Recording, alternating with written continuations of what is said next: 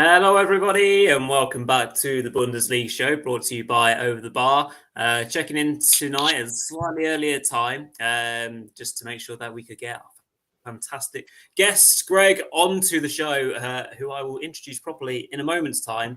But yeah, we are, it's just myself and Gregg tonight. No Mark, no Peter. We've got a bit of a different show tonight for you all, a bit more of a focus on the mighty FC Schalke, in and around the Revierderby, and all around Gregg's fantastic FC Schalke UK Fanclub, and much more, relegation, race, chat, everything else in between. So I hope you can join in with us and enjoy the show. Just to make you all aware, to give the show a bit of a like, go on, drop us a thumbs up for Gregg's appearance, his returning appearance, 2 years in the making this. Make sure you join in the chat live or subsequently, and make sure you press that red button to subscribe to the channel so you do not miss out on any of this excellent content. So first and foremost, Gregg, welcome back. How are you? Yeah, very good, thank you. And thanks for inviting me back. I was beginning to think I was banned. just a momentary hiatus while Schalke were recovering in the Zweite Bundesliga. So the aim has always been to get you back. But I think we've timed it perfectly, haven't we? So yeah, what we're going to do is we're going to chat Revierderby. We're going to chat about the game to start with. Then we're going to run into what Schalke's recent form has been like.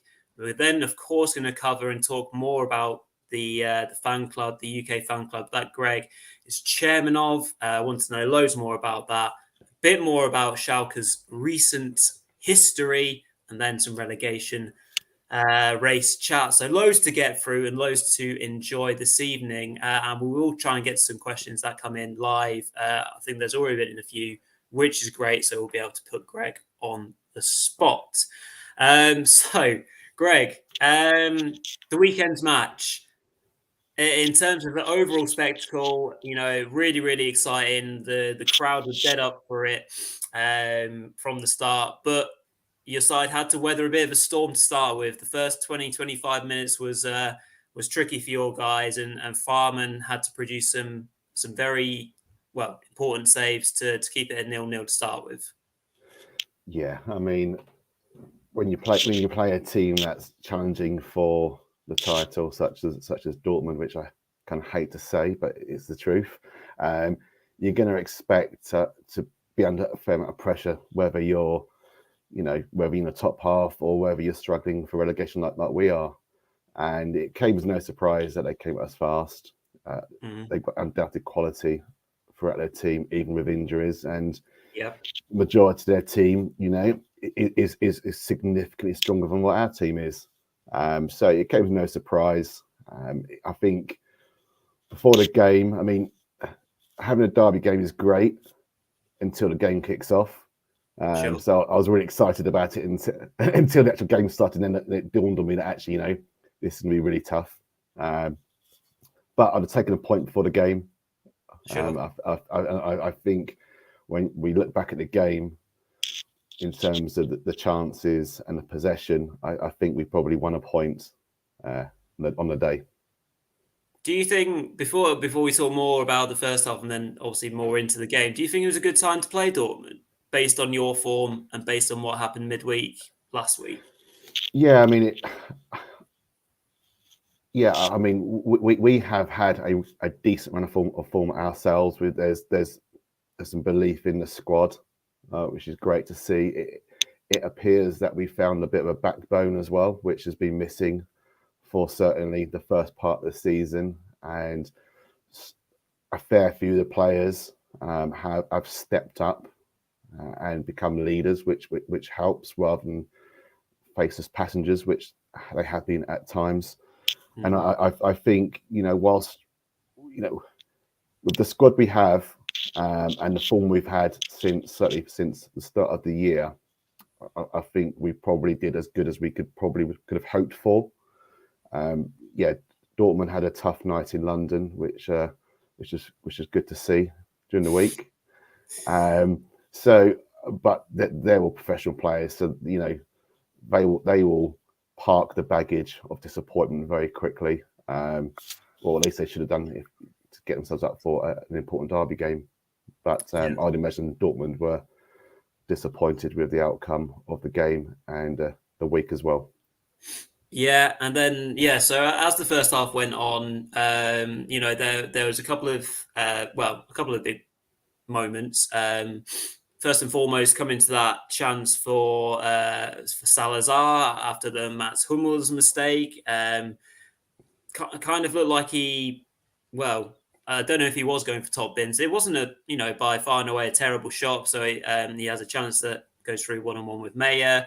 His effort just misses the top right stanchion, so to speak, with that opportunity. And then following that, Schlotterbeck picks up the ball in a bit of space and kind of tries his luck. And he obviously does beat Farman.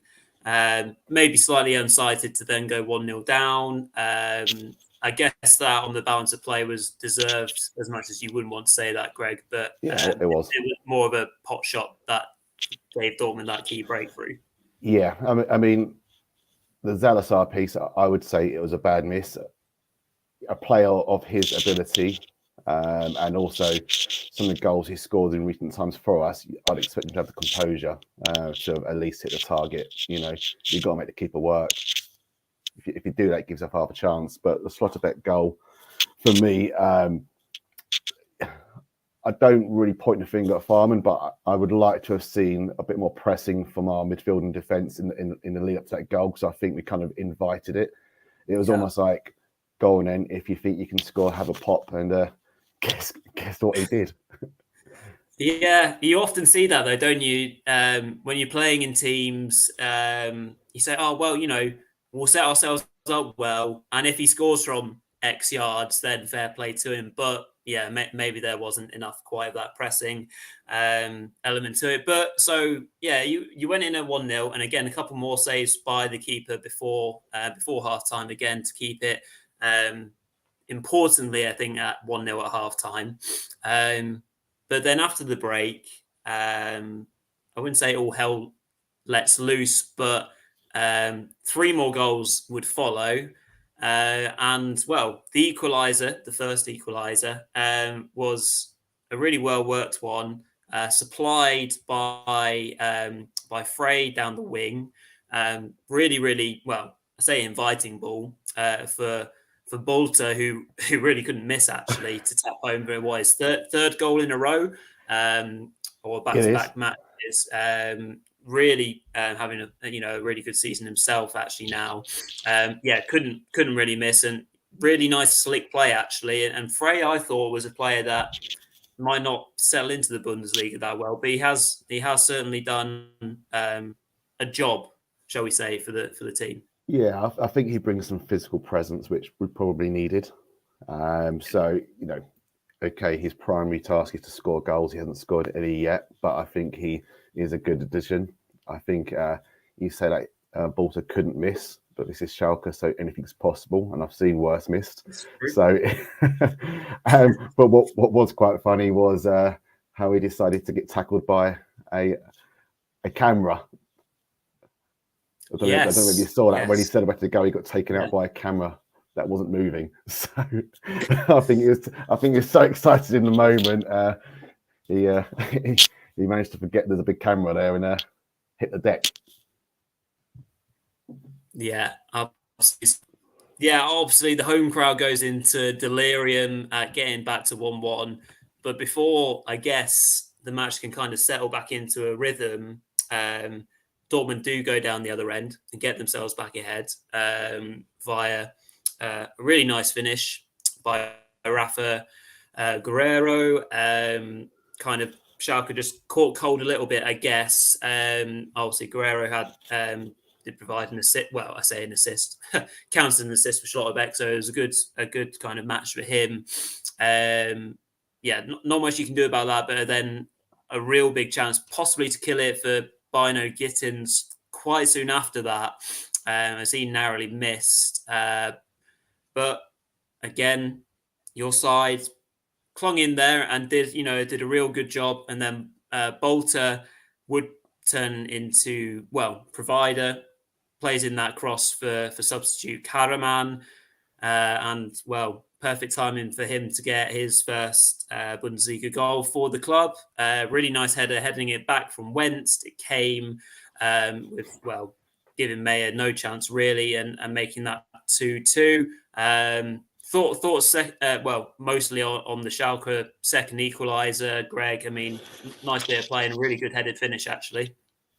Yeah, I mean, it was for me the build up to goal. I really enjoyed, but the finish I kind of like enjoyed / was surprised about as well, because there wasn't much pace on the ball into the box, but how he was able to, it wasn't a power header, but it was able to generate enough power and direction from quite far out to get into the corner. It was a really impressive finish. And you know what? I kind of think like if we went back to back into 2022, that was a sort of half chance we wouldn't have taken.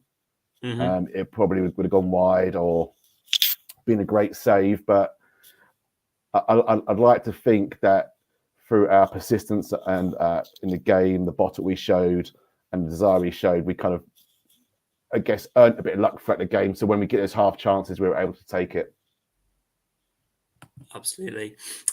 Just a bit of chat to make everyone aware of. So Mark, usually our Mark, tuning in, saying great result for Schalke, 7 unbeaten now. Mark obviously taking a break from work, clearly.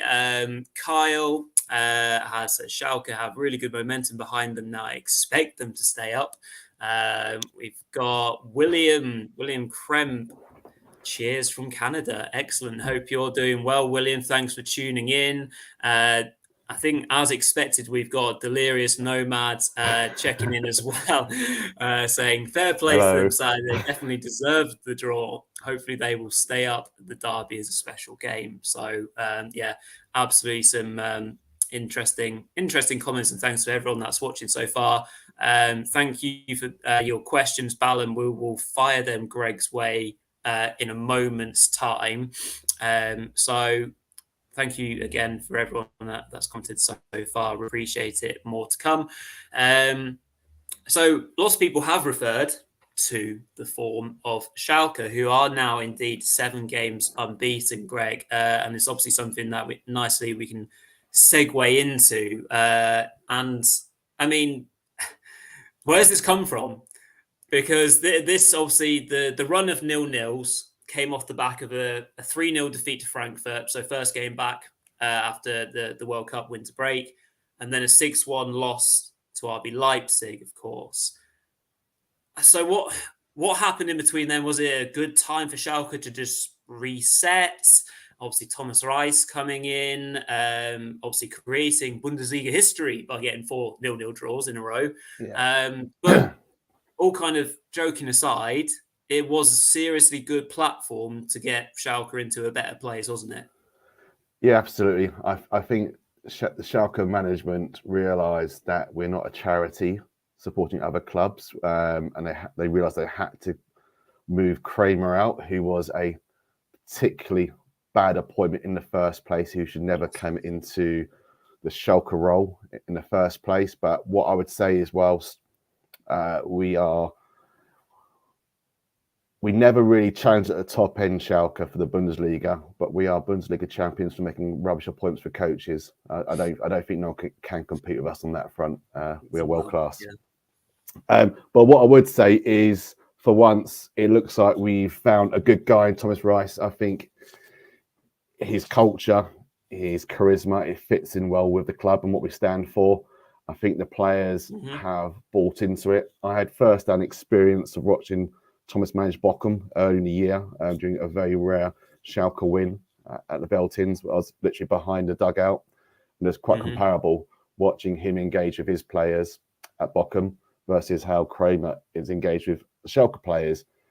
From what I saw, the players didn't engage with Kramer. He just shouted and they ignored. Whereas Thomas Reis, the Bochum players seem to engage, respect, and kind of like act on his leadership and direction. So yes, I mean, whenever Schalke appoint a coach, because we do it quite often, there's always going to be some skepticism, but we have to remember where we are in the food chain at the moment. Sure. But yeah, he's come in. he's done a very good job. I think if he'd been in the job from the beginning of the season, as potentially he could have been if it played out differently, I don't think we'd be talking today about our relegation struggles. I really don't. Sure. I think we'd have been mid-table mediocrity, but that sounds great at the moment, to be fair. Yeah, it does to me as well as a Stuttgart man. Yeah. One thing to also take into account off the back of this run is you've not done this off a fresh squad. I almost said roster there. That's the influence of Peter on me. Because you are missing the likes of, well, Drexler has been injured recently. Kazuki, who came in and made a good impact. Danny Latzer, Holter, who you signed obviously off Bolcom. Urinen, who's been a good signing of late as well. Like this has been a Schalke team, not threadbare, but you've had just injury worries to say the least as well. I think the difference is we have drawn a lot of games and we've made ourselves hard to play against. Mm-hmm. So I think that comes from Thomas Rice's coaching as well. We're much more organised, and look, you always got half a chance if you're not conceding goals. And in Farman, whilst he's no peak Manuel Neuer, he's significantly better than Schwallow, who is peak Clown most of the time. So that might be a bit harsh, but let's just say I think we are a better team with Farman in goal than Schwallow. I think the confidence breeds from the back with having a keeper that you're more comfortable with. And that is obviously reflected in our defence and midfield. I'd still like to see us be a bit more clinical up front. I know Bolter has scored goals, 3 goals, but Terode has to step up. I think he will potentially always remain an enigma as to why someone with so much ability and eye for goal, why he can't do it at this level, but can do it at the lower league. I'm hoping next season we can find out again whether it's in League One rather than having a 36-year-old striker in League Two trying to help us out. Sure. Yeah, absolutely. And yeah, I mean, as you say, building that off the back, you mentioned the keeper Farman, Yoshida and Jens have built a good partnership together now. Tom Kraus won Rookie of the Month, so Young Player of the Month for February, ahead of the likes of Matthias de Ligt and Arne Engels, who's done really well at Mainz. So briefly looking forward then, your next 4 matches, 3 of them include Augsburg, Hertha, and Hoffenheim. So, I mean, talking about 7 unbeaten, what are you looking at for those next 4 games? Oh, the 4th game includes Leverkusen, who are hit and miss as well. So, I mean, what are you thinking? What are you expecting from those next 4? Well, look, we're going into these games with, in relatively good form. We're unbeaten. We're organised. But we've got to go into these games with our eyes wide open, and in that a lot of these games are 6-pointers. Yeah, and I think the next 4 games really could define whether Schalke and the teams around us finish coming the end of the season, because later in the running we've got some very, very tough games. So these are some games that we have to be taking points at. I would take a draw at Augsburg. I think Leverkusen will be very tough because, as you say, they are Jekyll and Hyde. We could win that game, or they could put 4 past us. Anything could happen with that team. Yeah. Hertha at home. I'd like to see us beat them. Has to be said. And I think we've got a very good chance to do so. And Hoffenheim, that is, that's a huge, huge game for both clubs. Hoffenheim have dropped like a stone, which has been very helpful, shall we say, for our position. And long may that continue. But yeah, I've got a lot of friends going to the game in Hoffenheim, and that's going to be like a home game in Hoffenheim. So like a Schalke home game in Hoffenheim, where there'll probably be more Schalke fans than Hoffenheim there. But yeah, if we can come out of these next 4 games with 6 points plus, ideally 7. Well, ideally is 12, but that's probably not going to happen. But worst case, 7 True. points, I think we've given ourselves a good chance. Yeah, I agree. I think you need 2 wins in there, maybe a draw, and that certainly sets you up for a really, really exciting finish. What we'll do is, before we kind of move on and talk a little bit about the fan club, we'll come to a couple of questions that have been asked. So first one that I spotted straight away from Ballon is a good one for you, Greg. Favorite Schalke striker? Obviously, they had the iconic Raul. And the American Matthew Hoppe. Not quite sure he'll fall into the category of favourite ever, but an interesting selection. Who would be your favourite striker? I'm not sure I've ever seen those 2 names in the same sentence either, actually. It is quite a contrast, but I like it. For me, it's very easy because I've seen a lot of dross there, but it's Klaas-Jan Huntelaar, classic striker. When he was on fire, he was first class, and I was lucky enough to be in Bremen when he won the top goal scoring award, which I can't remember what it's called. But yeah, he's my favorite striker because he scored a lot of goals. I mean, I was fortunate to see Raul play a lot. But he was only there 1 season, whereas Huntelaar was there for a number of seasons. So, Huntelaar would remain my favourite. Yeah, that's a good pick. I think obviously you strike the name Raul, and obviously it does make you think about that kind of lovely spell with the club, but in the name, Klaas Huntelaar. Yeah. Lovely pick from that. Thank you for that, Ballon. Just running through anything else that came in question-wise. I think there was one a little bit earlier from Ballon. Right, there's definitely one there, and something that we'll probably touch upon a little bit later when we talk about relegation and the other teams.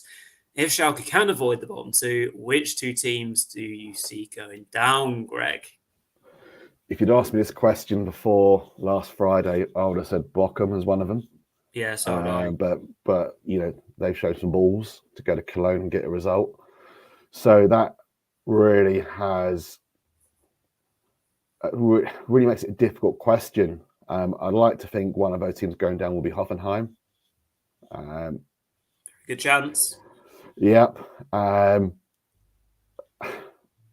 It's going to be one of your guys, Stuttgart, Schalke. Bochum could still play a role. I think Cologne would be safe. I think Berlin have got too much talent.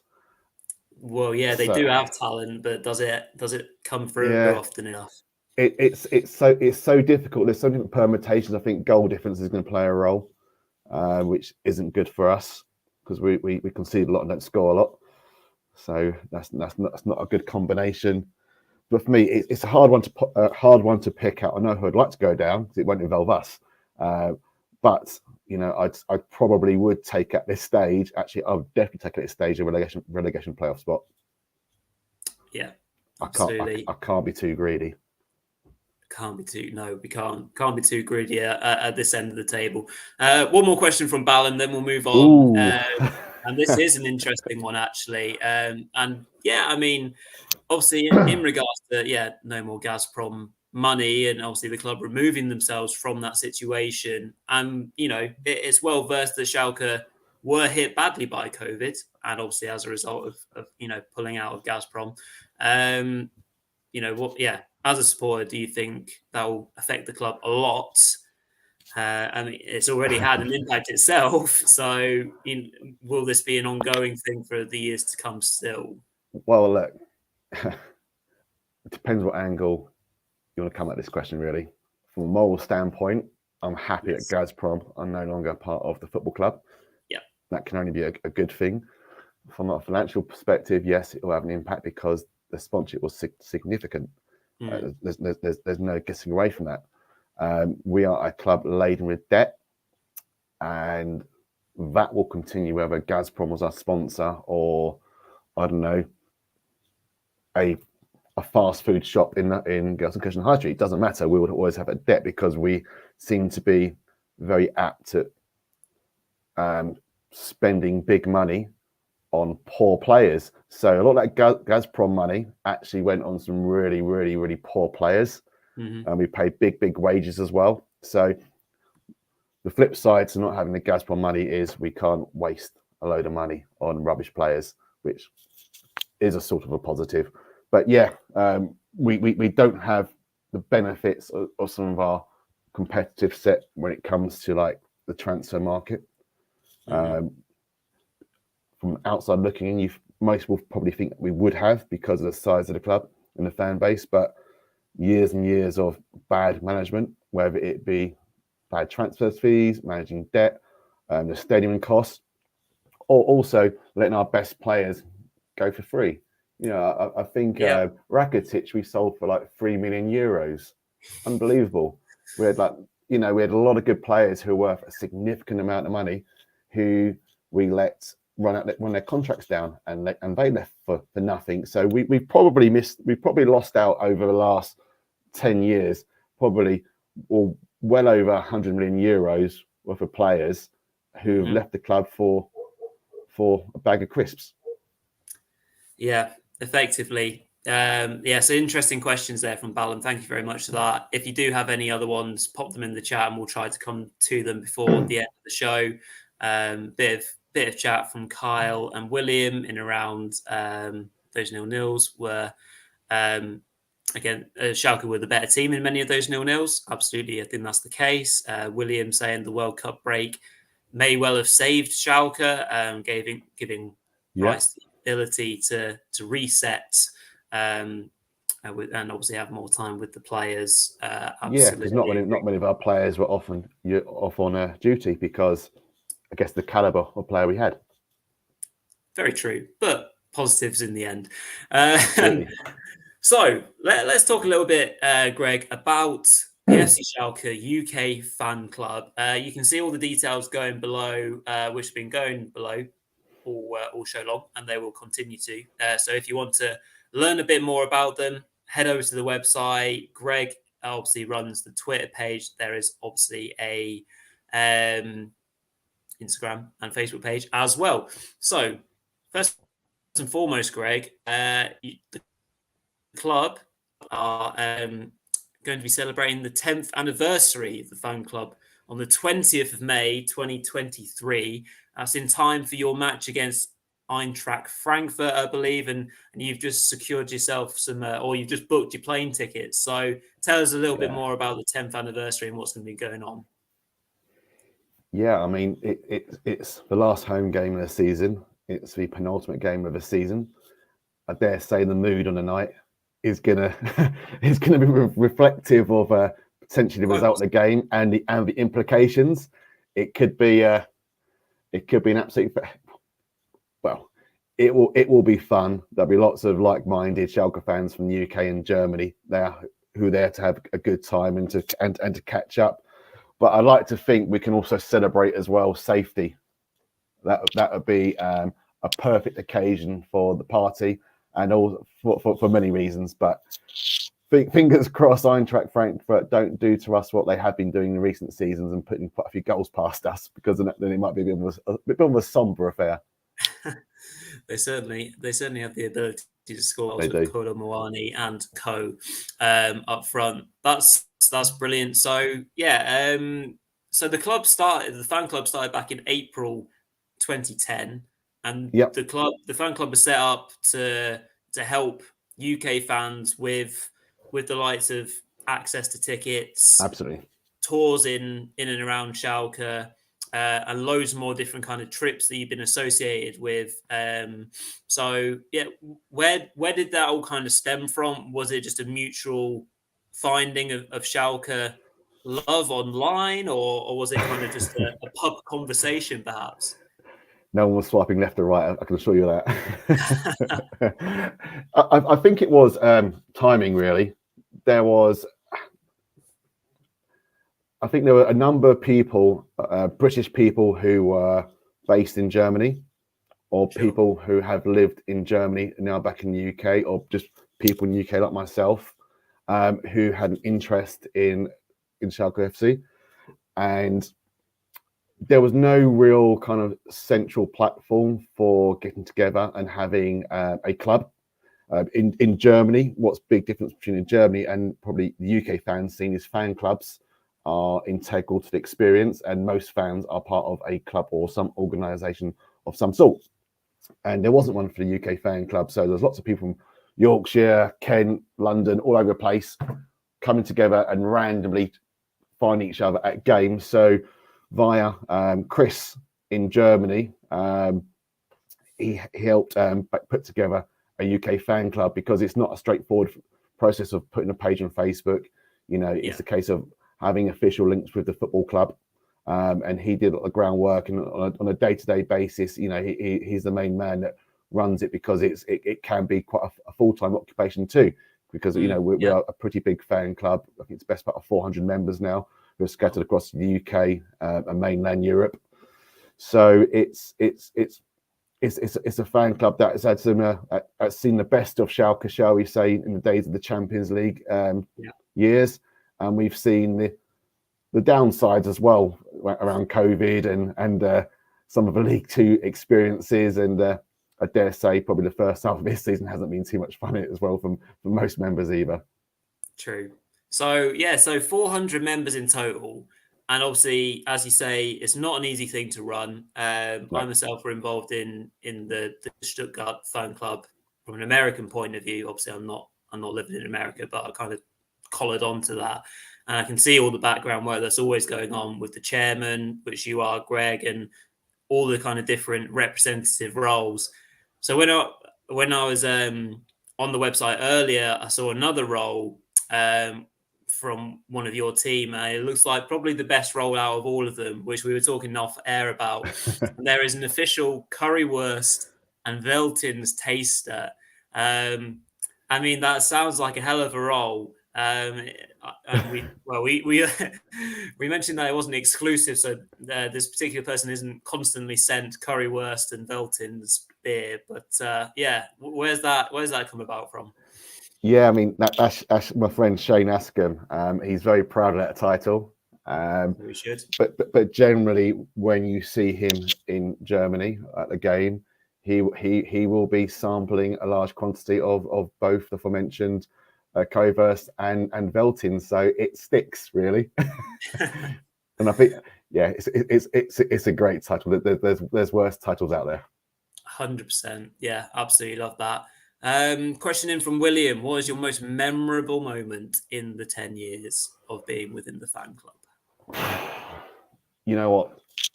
It's been a privilege, and there's been. It's hard to narrow it down to one experience, because I've been fortunate. I mean, it's not often you get everyone together. It's impossible. You can't get 400 tickets for a game for everyone. Mm-hmm. But there's been times where I've been with different members of the fan club at different games across Europe, or whether it be in Germany.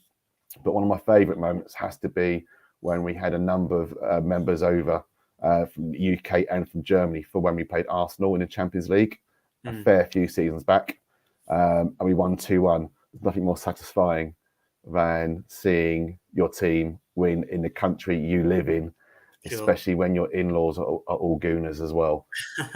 That was a really good experience, really good day. But also there's been lots of good social gatherings as well in that period of time as well, and you know there's lots of good characters, and it's nice, shall we say, to break down some. Well, it's nice to build relations as well with a variety of different people from different backgrounds as well, and that's one of the huge plus points of this fan club, that everyone's welcome. Yeah, absolutely love that. It sounds like a great fan club to be a part of. When I was looking around as well, like the different kind of elements to it. So like the fan club book. So there's obviously different members of your fan club who have written chapters about their experiences with Schalke and things like that. I found that was really interesting. So loads of different elements to the website and obviously the fan club itself. Obviously, as you mentioned, loads of different experiences that you've kind of entered onto, and kind of like the local meeting in pubs for games as well just sounds like a great experience for people just to be able to have that kind of social element and enjoy games together. Yeah, it provides an opportunity for searching on match days. There's a particular place. I've got to say this correctly. It's the FFCV club, or is it SCFV? One of the two. It begins with an S. It's got four letters in it, and that's the general meeting point. So for all members, when we're playing a game at home, that is the place that we would generally meet. Certainly before the game, but if not, after the game for a few beers. Absolutely. That sounds brilliant. And then obviously you've mentioned the amount of members that you have currently. So what does the future hold for FC Schalke UK Fan Club? Like, have you got any great ambitions to expand, or do you just really want people to be a part of the fan club who genuinely want to be a part of the fan club in terms of expansion and trips and things like that to come? I don't think you can define it with a number to say if it's successful or not. For me, it's about like-minded people. A lot of our members are people whose first game was Schalke, or the first German game was Schalke. I'm a Schalke fan because my first game in Germany was a Schalke game. So there's a lot of people who go to that part of the world because there's a plethora of clubs to go and visit, and a lot of people come to Schalke and they find something endearing about it. So for me, it's about people who want to be part of a club that represents, I guess, an honest working class area, a club that where you appreciate the success of a win, but not get hung up on not having titles. If that's your prerogative, there's other clubs just up the road for that. I think it's about like-minded people, no matter whether they're British or not. I think there's a lot of Germans in the club who enjoy being part of the club because of the fondness for British culture and the language. It's a club that's welcome to anyone. It just happens to be with the UK Fan Club in the title, but it's a club that works, and it's got lots of different nationalities that are involved in it. Fantastic. Well, as I mentioned, all the information about the fan club is in the video description and obviously going below the screen, as you can see. So if you want to find out more, please do check it out. It sounds fantastic setup, Greg, which is excellent. So it was really interesting to learn more about that. Before we go into more of Schalke's recent history and then relegation race to tie up, going a little bit off-piste, but the question's been asked, so we might as well answer it. We are the Bundesliga show, of course. Yeah. From Ram, can Bayern win the UEFA Champions League this season? Frankly, for me, Ram, they're probably the favourites and the team to beat. Greg, what are your thoughts? Well, it's a difficult one because I think we've seen from Bayern this year something that we haven't seen in recent years, and that is you can get at them. Mm-hmm. They're probably not as strong as they once were, but I don't think, if I look across the other teams in the Champions League, I don't think there are many standout teams. And I think it comes down to who wants it more on the day. And I think Bayern have got as good a chance as the likes of City, for example. But what I would say is, it would be good to have a Bundesliga winner from perspective of, yes, they represent the Bundesliga, but also does the Bundesliga some I don't say damage, but it plays to the connotations that the Bundesliga is Bayern, and when Bayern go and win on a big tournament on a world stage, it kind of plays up to that narrative. Yeah, completely agree with that. But they can be got at. Augsburg getting 3 goals against them is still, motivation for other teams to perhaps do that. They can you lose Neuer from the goal, and you've got that's very big gloves to fill, shall we say? Yeah, just a bit. Yeah, absolutely. So, yeah, interesting question, and connotations to that, and how well or far Bayern can go into the Champions League. Obviously, there's been a lot of chat about the title race post the weekend's results. As a result, Schalke getting the draw, but that's not our focus. That's not our focus. There were some brilliant games that did happen this match week as well, including that Bayern game, which was obviously really entertaining.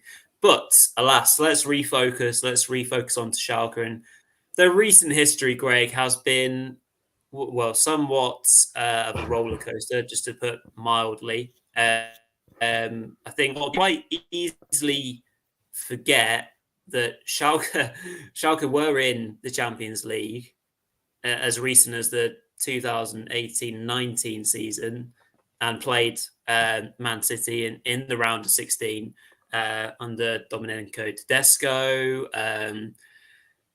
But yeah, obviously since then, there's been a fair few downs, I think it's fair to say, which really kind of things got kicked off, well, as a result of COVID-19, I guess, Greg. But do you think something like the downfall of Schalke in the sense of results on the pitch was exacerbated or kind of multiplied because of COVID? Do you think this sort of thing maybe would have happened without the COVID break? And then obviously what ensued under Wagner to start with, and then we'll kind of go on from there. I think that if any fan blames Schalke's situation on COVID, then they need to put the beer down. You kind of get what you deserve, and we fell like a stone into League Two, and it was what we deserved. Yeah, and kind of like the problems at Schalke start at the top, and the club is riddled with problems on and off the pitch. And I think years and years of bad squad management, signing expensive players who were just there for the money. Mm-hmm. Players like Bentaleb, for example. Yep. So players, yeah, I think we made a lot of signings based on name rather than actual a player wanting to be at the club. Mm-hmm. So yes, lots of bad players in with the wrong character. Lots of bad coaches that have been appointed. It's almost like Schalke. You can't press the reset button every 12 months and expect success.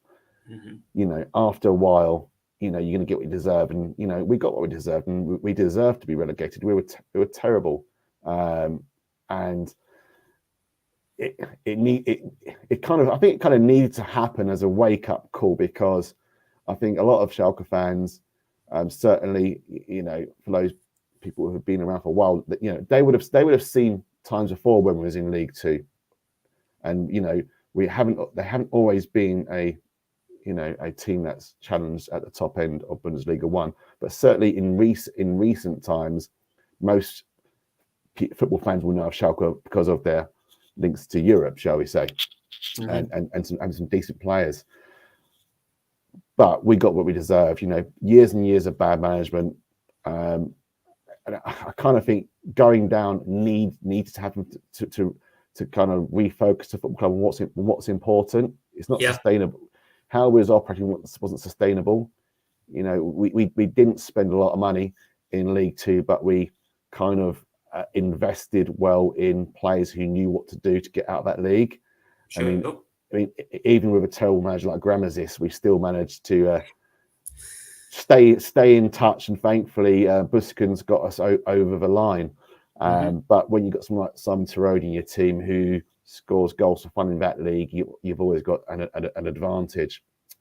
And when we come into this season, I think there are a lot of people getting way ahead of themselves, thinking that we are back and we're gonna challenge for Europe again. We could be any further from the truth. The reality is, we come back into the league on the back of really the goals from Terode. We didn't play great football at times at all in League Two, but we got the job done. And we didn't have the finances needed to really invest into the team to compete at a high level in League One. So hence why the first part of the season was terrible and we was marooned at the bottom. You know, there's a huge gulf in quality in terms of the ability of the squads out there. And, you know, a lot of teams were spanking us at home on our own turf, which was hard to take. A lot of, you know, clubs that historically have been below us in, shall we say, the food chain, shall we say, we're turning up at the Veltons and putting 6 past us, which is which is terrible. But a lot of that comes through bad management at the club, the appointment of bad coaches. I mean, Kramer, sure, he's a lovely guy, but never ever should have been given a role at Schalke in the first place. The job was just too big, and the writing was on the wall. You could see he didn't have the squad in terms of the ability, but he didn't have the buy-in either from the squad. I don't think they believed in what he stood for, and that shone through to a detriment. And for once, we made the right decision to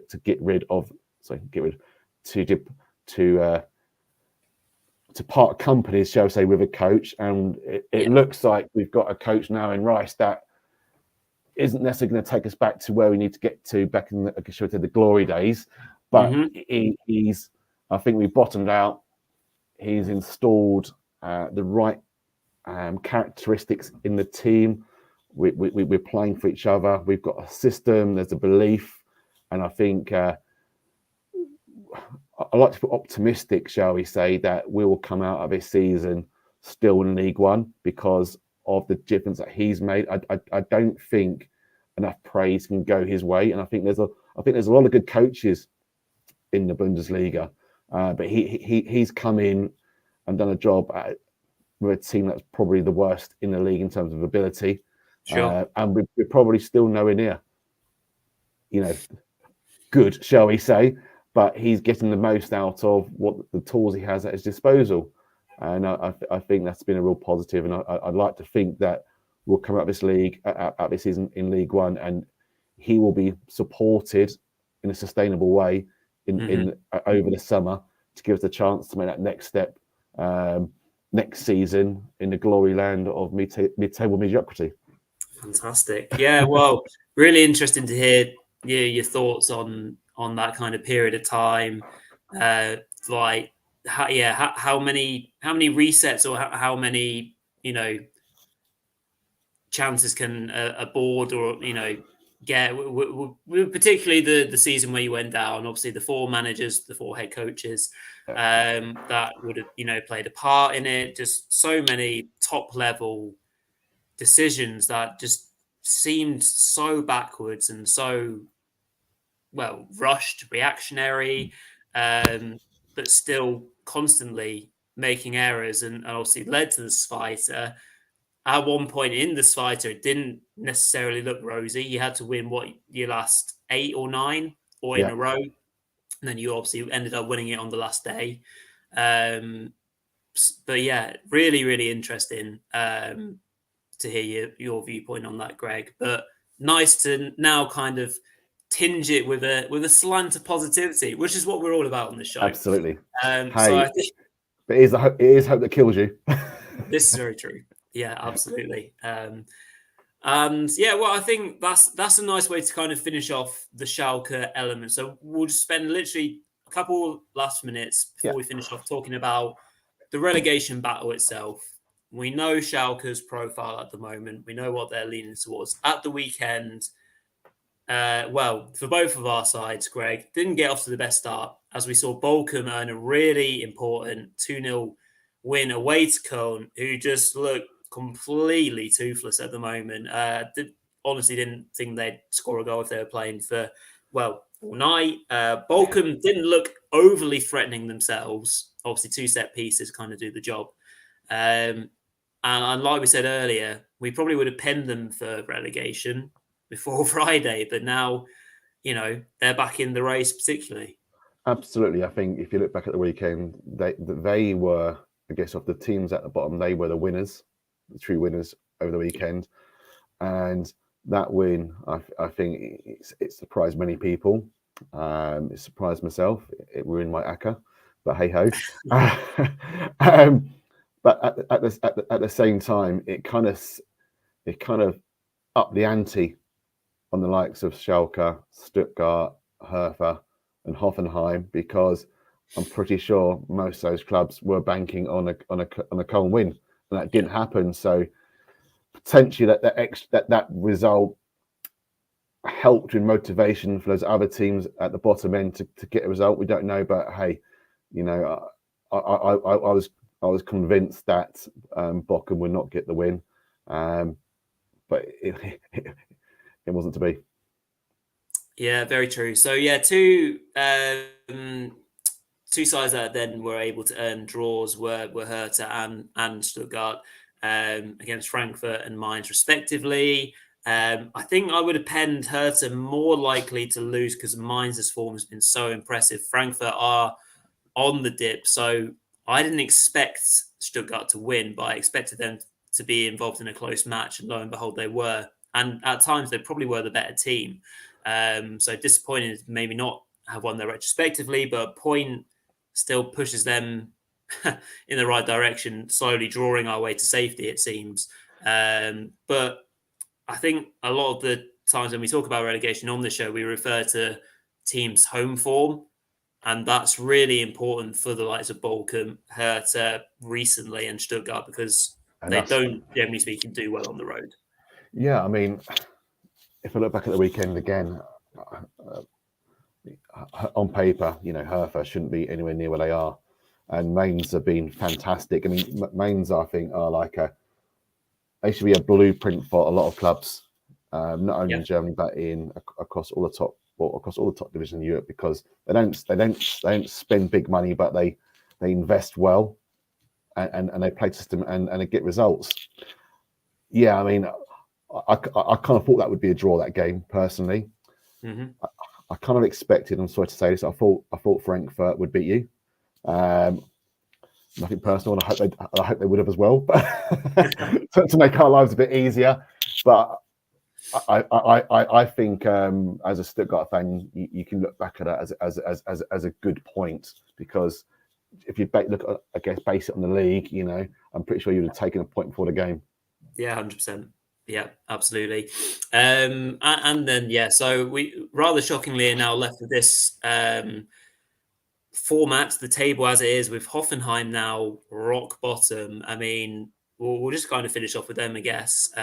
We know Augsburg will probably do their usual, flirt around with it a little bit, but they just know when to pick up those wins. They have got 8 Bundesliga wins already this season. I think they'll be absolutely fine. Köln could get drawn into it. We shall see. If they can't get goals anyway, they'll be in trouble. But Hoffenheim, I mean, what a meteoric fall in the wrong direction.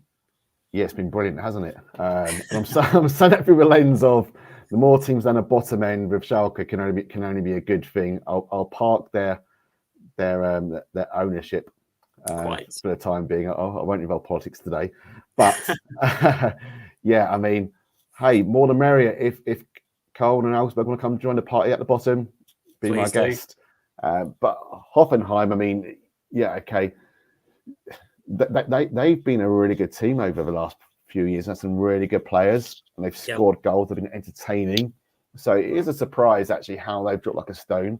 Mm-hmm. And I think momentum is key.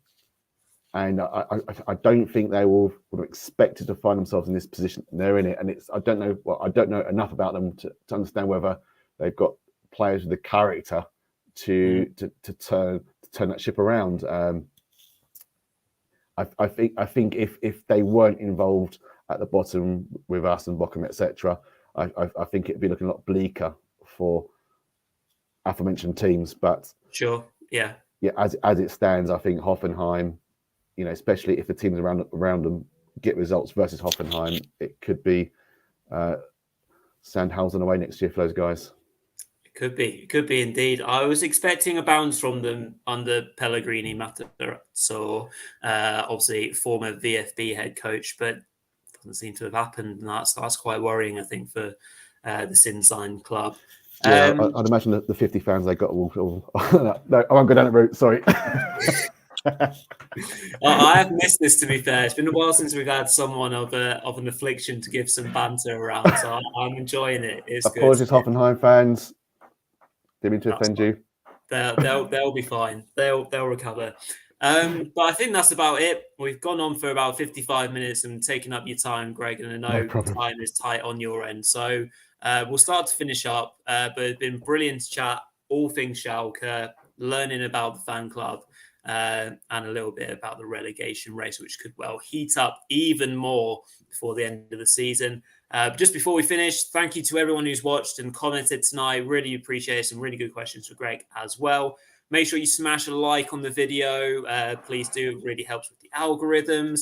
And, of course, subscribe to the channel so you don't miss out on any of these more, future Bundesliga installments. And, of course, Greg would like to return next season and not wait 2 years. And we will have a continuation of Bundesliga-related Schalke shows instead of maybe doing a slighter version. But yeah, thank you to everyone that's tuned into the show this evening, and we shall catch you in the next one. Cheers all. Bye-bye. Cheers.